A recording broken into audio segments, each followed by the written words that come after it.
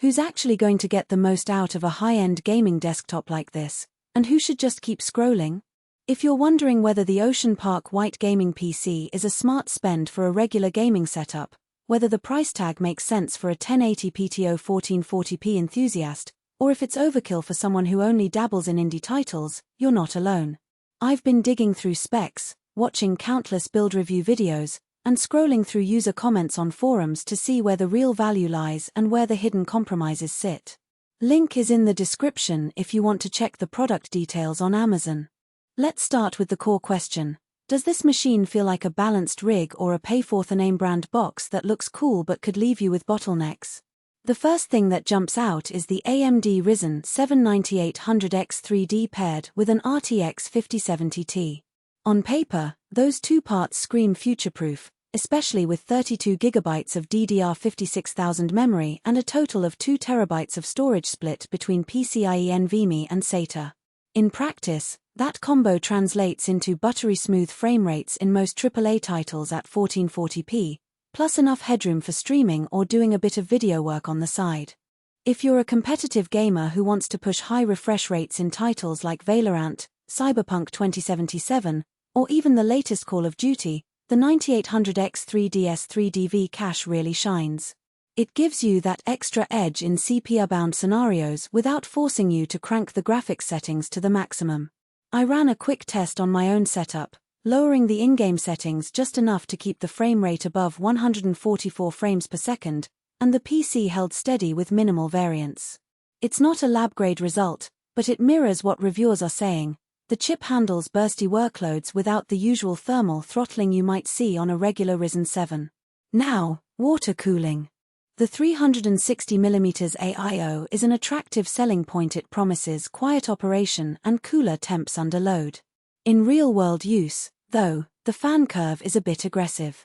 When you start a demanding session, the pump and fans spin up quickly, producing a low-frequency hum that can be audible if you have a quiet room. It's not a deal-breaker for most gamers, but if you're setting up a bedroom rig where silence is king, you might notice it.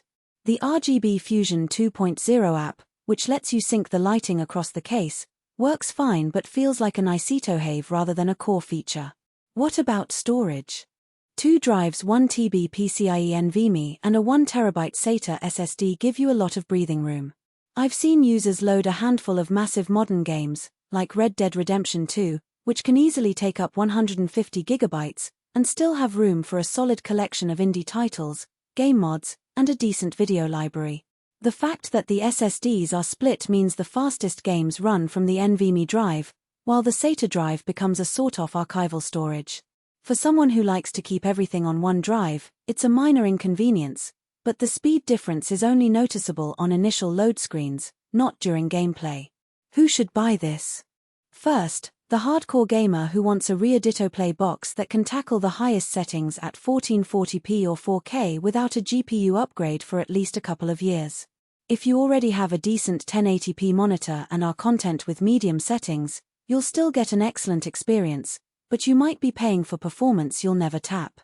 Also, creators who stream while gaming will benefit from the extra RAM and the CPU's extra cache, allowing OBS to run alongside a demanding title without dropping frames. Who should skip it? If you're primarily a casual player who sticks to less demanding titles, think Minecraft, Stardew Valley, or older Steam classics, the RTX 5070 Ti is overkill.